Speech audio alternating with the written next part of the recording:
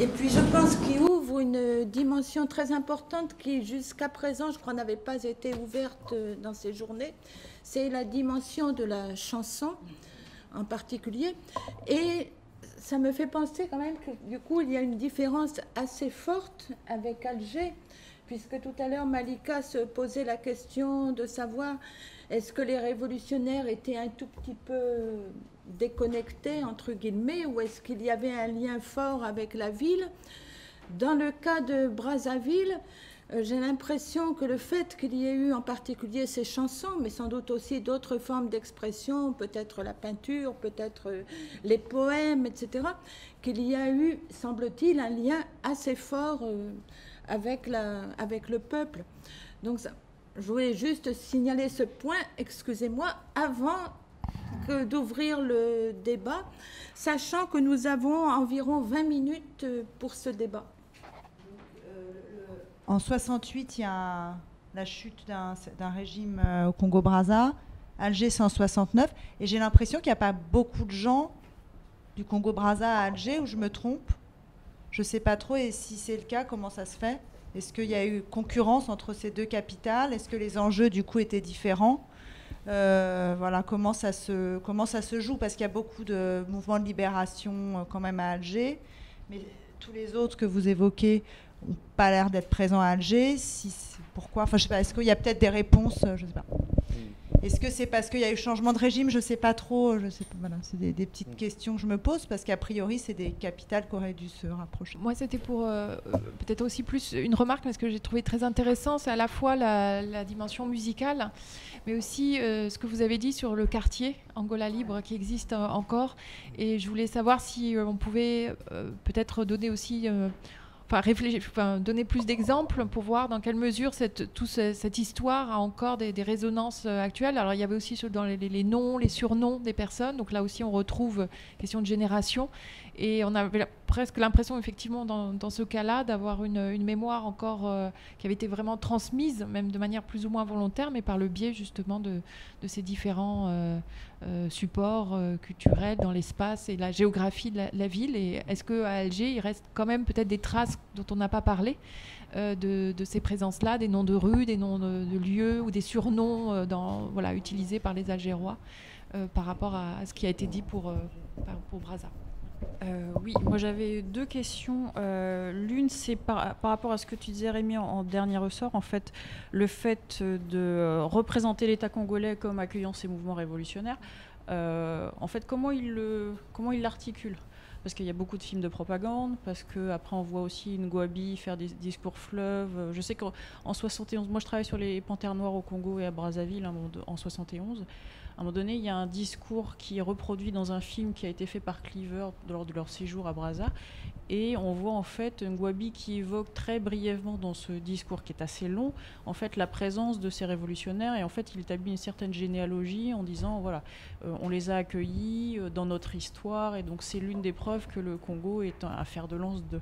Et donc, du coup, je me posais la question, est-ce que c'est Ngouabi à partir de son arrivée au pouvoir, ou est-ce qu'il y a quelque chose avant? Et aussi, puisqu'il y a des personnes qui viennent, des étudiants de Cuba et ailleurs, et comme il y a des discussions sur place entre le socialisme bantou et le socialisme scientifique, en fait, comment ils arrivent à articuler tout ça? Il y a déjà ces discussions-là sur place, puis après d'autres gens qui viennent avec d'autres formes de socialisme. Donc, quelles discussions ils ont, en fait, sur ces notions-là? Juste en vous écoutant, j'ai pensé au film Cuba, une odyssée africaine, où on voit justement... donc un film documentaire qui date, Michel, peut-être que tu peux m'aider, je sais plus, 2007-2008, oui, où on voit vraiment les pionniers, les enfants au Congo, pionniers avec le petit foulard, et où surtout la chanson, il me semble, elle scande au moins 10 fois le film. Il me semble, c'est vraiment Les Immortels, on l'entend... j'ai le refrain Mehdi Ben Barka, je sais plus comment c'est pendant tout le film, et on voit vraiment, pour ceux que ça intéresse, l'influence de Cuba sur le plan culturel, politique et culturel au Congo. Sur la remarque de Monique sur justement la musique, et il me semble aussi que dans le film de William Klein sur le PANAF, si on doit avoir une réflexion sur la langue, ou sur le problème de communication, le film, alors bien sûr c'est un film et c'est une reconstruction, donne l'impression que par la musique et par la danse, il y a une véritable communication entre les différentes représentations des pays présents à Alger. Je ne sais pas si on peut essayer peut-être de déconstruire finalement ce que William Klein essaye de montrer, ou au contraire, si son film veut prouver que par la musique, il y a eu une véritable communication. Et ensuite, une question, ou peut-être un regret. C'est vrai que vous avez parlé de la Chine, et très vite dit, en nous, 64, il y a les Soviétiques, puis la Tchécoslovaquie, la Yougoslavie. Peut-être dire un peu plus sur peut-être les divergences qu'il y a eu entre ces différents pays du bloc socialiste au Congo, parce que je pense que c'était pas du tout un bloc uni, et peut-être comment ils ont essayé de structurer ce cosmopolitisme à Brazzaville. Dans le film de Bouchrar Khalili et notre débat de tout à l'heure, on a parlé, et la première partie du film, c'est justement situer la présence des mouvements dans la ville, mais on a parlé de Boumedienne, mais du temps de Ben Bella, c'était pas seulement un hébergement, un centre, comment on peut dire, une adresse sociale ou un site, c'était aussi de l'entraînement à la guérilla, c'était des financements, c'était beaucoup de choses. Donc la question c'est, qu'est-ce qu'il en est à Brazzaville? Et en particulier, je ne sais pas si on peut répondre à cette question maintenant, mais bien sûr, il y a un certain nombre de mouvements qui étaient représentés dans les deux villes. Le Frélimo, le PAIGC, le MPLA, il me semble l'UPC aussi, l'ANC, le SWAPO. On ne va pas régler le problème maintenant, mais si on regarde du point de vue de ces mouvements, comment voyaient-ils leur investissement différentiel dans ces deux lieux? Il y a peut-être des enquêtes à faire. Et puis une remarque par rapport à l'usage de l'expression internationalisme prolétarien. Il se trouve que, moi je trouve très malheureusement, le Che utilise aussi cette expression. Mais il a une conception de l'appui des pays du bloc socialiste aux pays, aux mouvements de libération qui n'a rien à voir avec la conception soviétique. Et il croise le fer à partir d'arguments économiques, et il a des propositions très précises. Tiennent-elles, peuvent-elles fonctionner? Ça, je trouve que c'est un débat qu'on pourrait mener. Mais c'est pour dire que pour nous analyser les choses, il faudrait, je crois que dans l'un des papiers j'avais pris un peu de précaution, ne pas se laisser piéger par l'expression qui est la même dans les deux cas, qui correspondent à des pratiques et des projets de relations très, très, très, très différents et qui méritent d'être analysés pour eux-mêmes parce que le Che développe une conception qui n'est pas ancrée sur la théorie de la valeur et qui est même parce que la relation, l'appui de l'URSS ou les relations commerciales avec les pays occidentaux repose dans les deux cas sur du commerce international, sur le marché, sur le soi-disant avantage mutuel, qui sont des catégories de la pensée économique capitaliste. Et le Che prône de s'émanciper complètement de cela. Et d'une certaine manière, je n'ai pas de réponse, mais je trouve qu'on devrait aller voir. Il y a 2-3 ans, André Orléans a publié un ouvrage qui s'intitule L'Empire de la valeur, où il propose de reconstruire une économie qui s'émancipe des conceptions marxistes et néoclassiques de la valeur. Donc, ce n'est pas une question dépassée, et ce n'est pas une question anecdotique, parce que c'est là-dessus, ça c'est une de mes idées, je peux la mettre en débat bien évidemment, les transitions dans les pays africains ont échoué parce qu'elles se sont réglées, je pense en particulier à la Guinée-Conakry, sur des règles de commerce extérieur, certes avec des idées de troc et de clearing aménagées avec les pays socialistes, mais quand même sur la question sur les règles du marché et donc sur la question du prix. Prix privilégié, mais quand même en se réglant sur cette économie-là, sur des bases économiques communes au monde occidental et au monde soviétique, quoi. Donc il y a des enjeux intéressants et ça vaut le coup de ne pas utiliser internationalisme prolétarien pour les deux, parce que sinon on ne verra rien, quoi. Je suis désolé, je ne pourrais pas répondre à tout, parce que pratiquement chaque question est vraiment vraie question. Et j'ai essayé d'être schématique, c'était seulement pour, en fait, essayer de convaincre pour ce qui, pour moi, était une évidence. Donc, et c'était pour ça que j'ai essayé d'être schématique. Alors, par exemple, pour finir avec, pour commencer avec la question de Michel. Moi, ma lecture de ça, ce qui est important, c'est-à-dire que, en fait, l'histoire africaine, on ne la connaît pas vraiment. Et que, moi, ça fait des années que je travaille là-dessus. Par exemple, ce n'est pas pour dévaloriser certaines expériences. Par exemple, ici, en France, on est plus au courant de l'expérience burkinabé, c'est-à-dire Sankara. Mais personne ici ne connaît l'expérience de Ngouabi. Personne ici ne connaît l'expérience de Massamba Deba, qui sont des choses qui font partie de cette histoire africaine. C'est-à-dire qu'à la rigueur, écrire l'histoire africaine, c'est tenir compte d'un certain nombre de choses qui sont comme des oublis chez nous, des trous. Moi, ce qui me fascine dans cette histoire, c'est que des gens ont pris des décisions. Et c'est pour ça que je parlais un peu des intellectuels, peut-être. On ne lit pas assez ce qu'ils ont écrit. En général, on va se servir de ce qu'ils ont écrit comme des documents pour construire notre propre chose. Mais qu'est-ce qu'ils ont vraiment dit? Pourquoi je dis ça? Par exemple, au Congo-Brazzaville, et même en Guinée d'ailleurs, la Guinée, quand il dit non, cette décision est lourde de conséquences.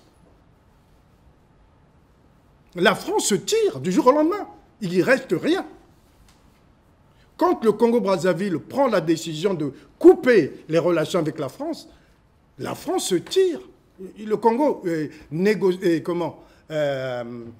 Parce que dans l'idée qu'il faut lutter contre l'impérialisme, c'est presque mettre en pratique la déconnexion ou quoi. Il y a même une des mines. Les patrons, avant de partir, ils ont noyé les galeries. Alors, mais comment vous allez reconstruire des choses? C'est un peu sur ce genre de choses que je voulais, qui me frappe. Au Congo-Brazzaville, par exemple, il y a eu tout un mouvement de jeunes qui était pris là-dedans, dans tout ce que je viens de vous raconter, qui était l'aile gauche du parti. Et cette aile gauche du parti fait un coup d'État en 1972, et ce coup d'État échoue. C'est des urbains. Ils se trouvent maintenant dans l'obligation d'aller se cacher dans le maquis. Et c'est là qu'ils vont se confronter, alors qu'ils étaient idéologie cubaine, ils étaient formés par des Cubains. C'est là qu'ils se trouvent confrontés au monde rural. Alors ils sortent un livre, mais je crois que maintenant il est publié chez l'Harmattan, pendant qu'ils sont au maquis, qui s'appelle « L'autocritique du mouvement M22 ». D'accord? Mais je pense que si on fait attention à ces travaux-là, on aura peut-être une autre vision de ça. Hein? C'est-à-dire que, pour une fois, j'allais dire, les Congolais découvrent une autre facette du Congo. Jusque-là, ils étaient révolutionnaires, machin. Leur révolution, ce n'est pas une révolution agricole. C'est un autre type de révolution. Et maintenant, boum, chassé de la ville, on fait un maquis, et voilà. Donc, il me semble que c'est très important. Et écoutez, revoir un peu toutes ces expériences qui sont presque des échecs, peut-être, mais qui peuvent nous permettre peut-être de comprendre, de saisir l'expérience africaine. Alors, Alger et Brazza, je ne sais pas si c'était concurrence ou pas, c'est-à-dire que ce qui s'est passé à Brazzaville, ça s'est appelé, comment ils ont appelé, réajustement de la révolution. C'est-à-dire que jusque-là, à Brazzaville, l'idéologie, c'était socialisme scientifique. Et après 68, c'est l'armée qui prend le pouvoir, parce que l'aile gauche ne veut pas prendre le pouvoir aussi. L'armée prend le pouvoir, et au moment où l'armée est là, donc les négociations, ils disent il faut changer et on va mettre en place donc un régime marxiste-léniniste. C'est-à-dire que ceux qui étaient opposés étaient vus d'emblée comme des contre-révolutionnaires. Et ceux-là, en fait, n'avaient pas de lieu, ils pouvaient aller se cacher, quoi, pour dire. Parce que pratiquement tous les révolutionnaires étaient passés dans le nouveau régime, ils ont fait tomber le chef, et puis voilà, ils pouvaient passer. Et ils pouvaient continuer. Donc, mais il y a eu des relations très fortes avec Alger. Il y a eu des relations très fortes. Très fortes. Par exemple, comme c'était deux pays pétroliers ou des choses comme ça, Alger a été convoqué pour essayer de... Surtout en 1973, quand le Congo se découvre avec une manne pétrolière. Donc, ils ont convoqué un certain nombre de gens en Alger. Hein? Alors, cette histoire continue, ces liens continuent, mais aussi avec le monde, quoi. C'est-à-dire que, alors, quand on me dit, est-ce que ça continue? En 97, le Congo-Brazzaville est en pleine guerre, je mets des guillemets, civile. Ceux qui mettent fin à la guerre civile, vous savez c'est qui? C'est des Angolais. Mais les Angolais sur quelle base aussi? C'est sur les bases des relations qu'ils avaient avant, et aussi pour lutter contre l'UNITA. L'UNITA qui était l'autre groupe de libération angolais, qui trouvait quelques bases, quelques soutiens à Brazzaville. Il y a ça, par exemple. Hein, c'est-à-dire que tout s'est reconfiguré dans ce nouveau monde, où je veux dire que l'Angola et le Congo-Brazzaville ont encore des liens. Tiens, là, la dernière fois, il y a eu les élections au Congo-Brazzaville le 20 mars, mais quelques jours avant, il y avait un communiqué de l'ambassade de l'Angola qui disait l'Angola soutient le président Sassou Nguesso qui se présente. Bon. Mais c'est plus sur la base de la révolution. Mais c'est des liens qui sont noués à ce moment-là. Alors, par exemple, il y a aussi un autre lieu à Brazza où ça répond aussi à la question de Michel. C'est qu'au Congo, ce n'était pas seulement de l'idéologie, c'était aussi de la formation. Hein, cette formation, il y a un lieu, par exemple, qui était à Loudima, qui était une ville qui est à Loudima, où il y a eu la SWAPO, où il y a eu l'ANC. Je travaille sur l'Afrique du Sud. J'ai vu des gens de l'ANC, quand ils savaient que j'étais congolais, ils me disaient « Ah, mais j'étais au Congo ». Je dis « Ah bon? Et vous étiez où ?» J'étais à Loudima. Mais je dis « Mais c'était comment ?» Mais ça répond un peu comme ce que tu disais tout à l'heure. Les gens disaient « Non, mais nous, on était dans notre camp. » Mais je dis « Mais les gens à côté... » Non, non, nous, on était que tout le temps dans notre camp. Nous étions là pour notre formation révolutionnaire, pour la libération de notre pays. À la rigueur, là où on est, ça ne nous intéresse pas plus que ça. Voilà. Bon, donc je dis, ah, mais moi je voulais vendre mon pays, quoi, en disant, mais c'est pas mal, vous étiez dans... Non, non, non, non, voilà. Hein, vous avez ça aussi. Et ce coin, par exemple, est maintenant transformé par donc, cette relation entre, je crois que c'est Botswana ou Namibie et le Congo, c'est devenu maintenant un centre de formation aux techniques agricoles. Mais ça aussi, c'est une idée de ces révolutions où on pensait qu'il fallait d'abord consolider sa base agricole pour avoir cette autonomie. Mais ce qui n'était pas l'idée des Congolais. Même si dans leur discours, ils disaient qu'il faut faire des coopératives, par exemple. Mais les coopératives congolaises étaient complètement... voilà. Alors, donc, bon, Sarah, tu poses que des questions trop compliquées. On pourra en parler tranquillement. Mais et comment s'articulent les socialismes, tout ça Non, mais comme ils se battaient déjà sur place pour savoir quelle version ils allaient choisir. Oui, mais ce que... Les autres arrivent, Ouais. ils ont leur propre version, donc il y a discussion. Mais, non, mais comme les autres que tu dis qui arrivent, c'est encore eux-mêmes qui se reconvertissent. C'est-à-dire que jusque-là, au pouvoir, le pouvoir congolais, il y avait donc une espèce d'opposition. Bon, grosso modo, bon, moi je le dis comme ça, mais bon, et d'autres peuvent le dire autrement. Il y avait ceux qu'on considérait comme étant ce qu'ils appelaient, eux, les techniciens. C'est-à-dire que c'était souvent ces personnes, formées dans les universités françaises, qui étaient reconnues comme étant les bonnes universités. Donc il y avait aussi cette histoire un peu charismatique, c'est que comme ils sont formés, ils ont compris les choses, et s'ils ont le pouvoir, ils vont nous permettre de sortir du sous-développement. Et ces personnes qui revenaient, ça c'était général dans beaucoup de pays africains, ces personnes qui revenaient, en général, ils étaient posés comme étant des techniciens. Et eux, au moment de la Révolution, c'est à eux qu'on a donné l'État. Le Premier ministre, c'était le plus haut gradé, donc à l'époque c'était Lissouba, le plus haut gradé en agronomie. Le ministre, le plus haut diplômé. Le ministre le ministre des Affaires étrangères, le ministre de l'économie, c'était celui qui avait, je ne sais pas si c'était une maîtrise ou j'en sais rien. Il y a eu des choses comme ça, qui a fait que eux, ils ont réussi des études. Donc ils vont. Mais de l'autre côté, en face à eux, il y avait plus, on dirait maintenant des activistes, ceux qu'on appelait des politiciens. Eux, blablabla, ils n'ont pas réussi leurs études.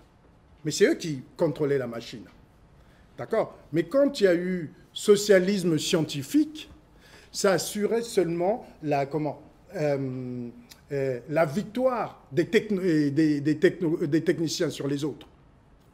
Mais quand ça va devenir, donc après 68, ceux qui vont monter, ça va être les politiciens. Et eux, quand ils arrivent, c'est eux le marxisme-léninisme. Donc, d'une certaine manière, c'est la même clique, mais c'est leur position relative qui change. C'est pour ça qu'ils ne disent pas on fait autre chose. Ils disent seulement on réajuste la révolution. On la met sur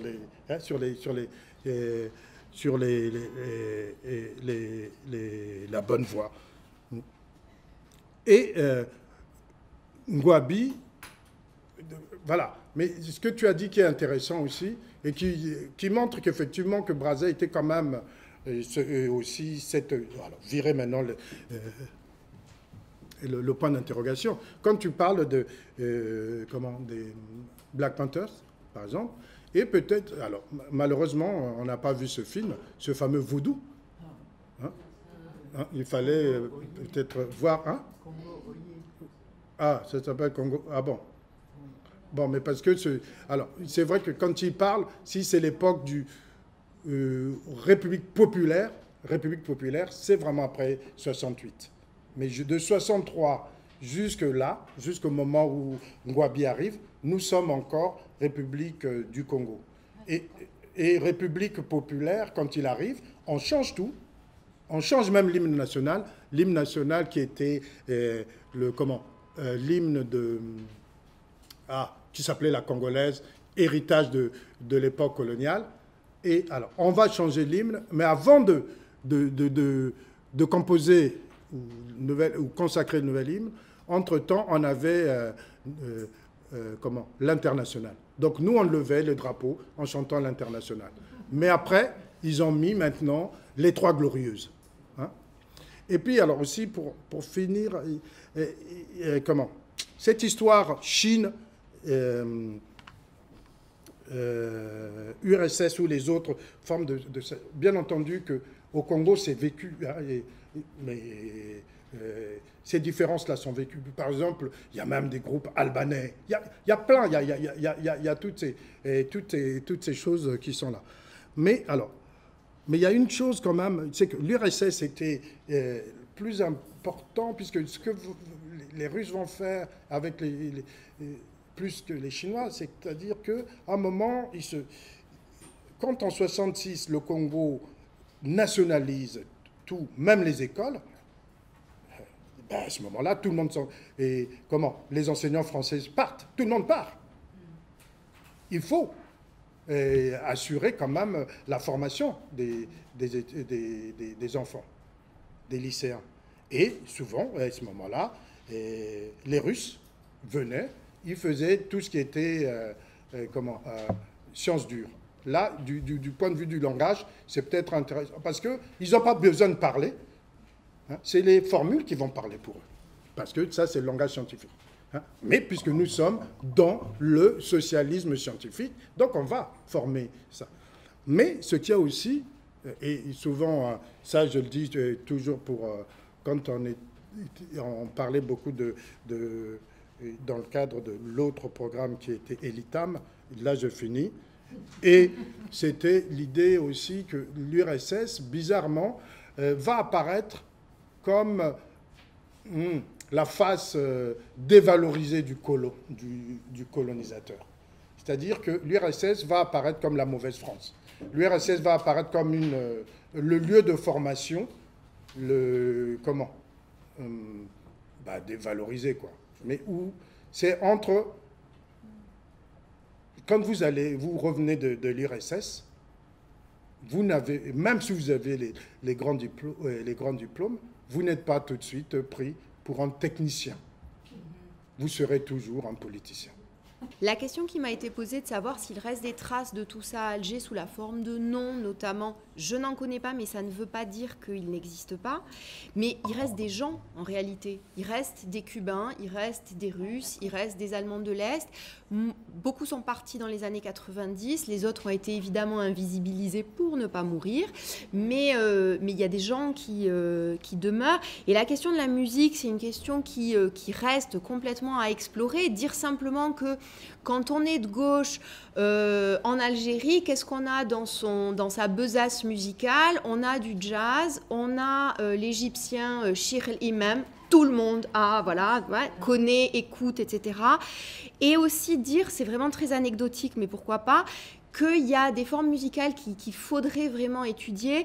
Par un hasard que je vous épargne, je me suis rendu compte d'une petite comptine qui est connue en réalité de plein de gens, qui a l'air de s'être diffusée dans les écoles algéroises de certains quartiers au tout début des années 80, qui n'est qu'à base d'onomatopée, mais qui, semble-t-il, a été inventée par une famille algéroise après la visite d'un chef de l'État asiatique à Alger, et après que les enfants aient entendu le discours du chef de l'État asiatique inconnu, donc dans une langue qu'ils ne comprenaient pas, et de laquelle est née une comptine qui s'appelle Furi Furi Furi Furi Mengatori, et qui ensuite s'est répandue et que l'on retrouve chez différentes personnes. Donc on sait que c'est pas c'est pas une invention dans chaque famille, mais c'est quelque chose qui a circulé. Alors c'est du savoir, je sais pas comment on pourrait l'objectiver, mais une espèce de translation des relations internationales et des circulations dans le savoir musical des gens.